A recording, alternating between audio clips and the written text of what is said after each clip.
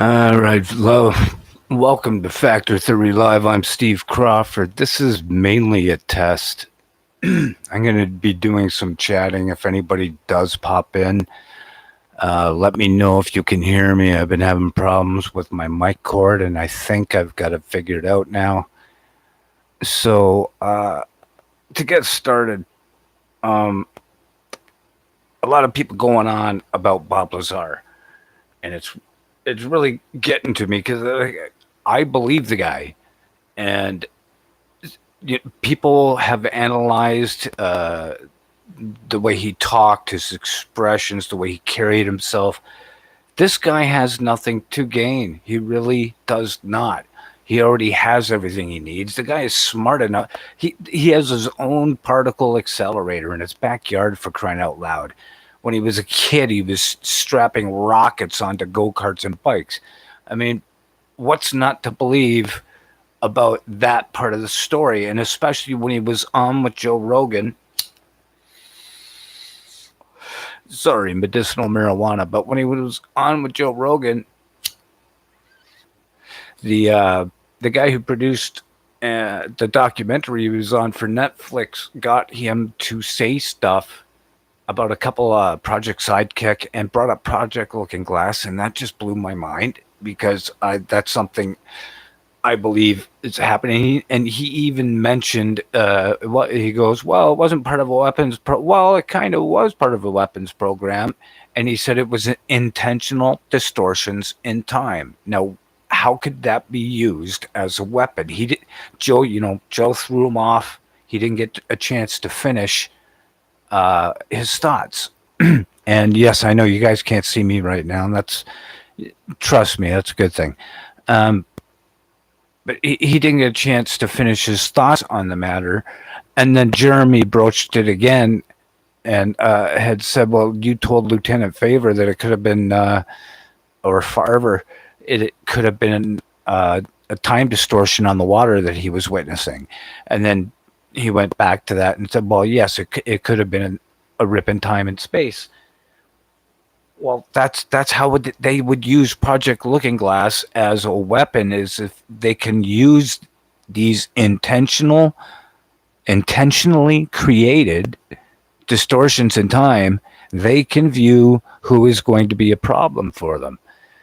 And right now, even I share this stuff all the time. I can't get 1,000 subscribers to save my life. I used to get thousands of views. Then I made a couple of mistakes and put up some videos that YouTube wasn't too thrilled about, or their masters.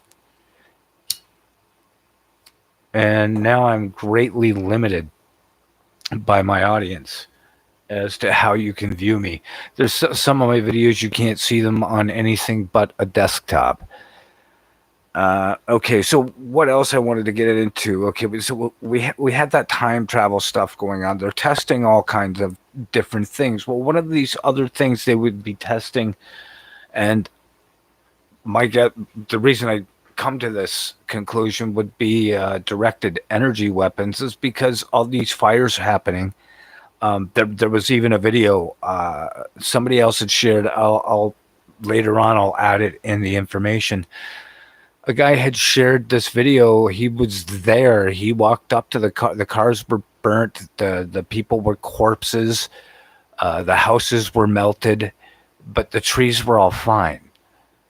That does not happen in a forest fire. That happens when you spray aluminum into the air and it lands on these things. These new GMO trees are able to somehow absorb. They're like fireproof, and they can absorb this. I know how silly it sounds, but what other explanation could there be for the houses and the bodies going up, but the trees not? It's a massive land grab. They can kill off all the people. Now that there's no longer a house, the property's not worth as much. So somebody can come in and, one of these rich guys that wants to build a new fancy elitist golf course or Bohemian Grove type place, come in and give you 50. Oh, I'll buy this off you. I'll give you a fair price. I feel bad for you. And then, then they've got all this land again.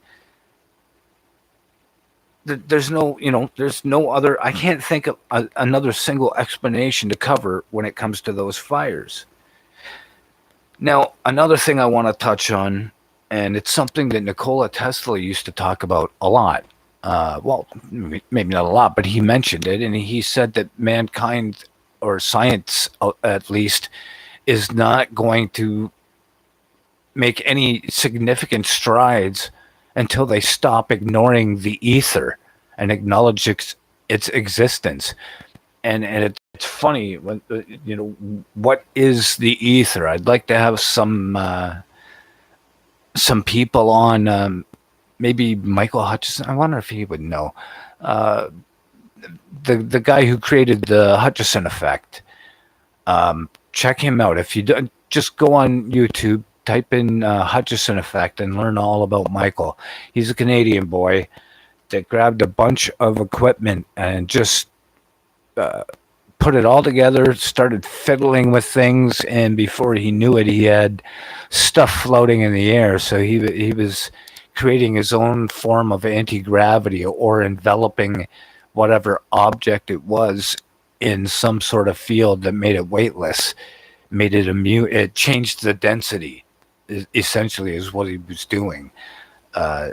Density and buoyancy, that's what gravity is. If you ask any scientist, especially the heroes, Bill Nye and Neil deGrasse Tyson, they'll tell you they don't know what gravity is. Well, I'm telling you, it's buoyancy. So, all right, I'm going to check this now to, well, let's go on to something else. Reincarnation. I truly believe reincarnation is something that's real, and they want us all angry, and they want us all back here because of, like David Icke says, there's these extra dimensional and maybe even interdimensional beings that somehow do feed off our energy. Now, as silly as that sounds, think about it. When you're arguing with someone and you're winning the argument, you feel empowered. Think about it. Think about that quick little thrill. And it's very hard to stop. You should be stopping and going, you know what? It doesn't matter. I'm sorry. Let's move on. But we don't. We keep going with the argument because we want to keep digging, and it makes us feel stronger and strong. Why is it so impossible that there could be beings out there doing that to us? Look how horrible the world has gotten. Everybody is offended by every little thing that's said by anybody. It's staggering, is what it is. It's mind blowing. It's stupefying. To quote, I get stupefied. Just wow. And reincarnation was allegedly a part of the original Bible, and I believe it.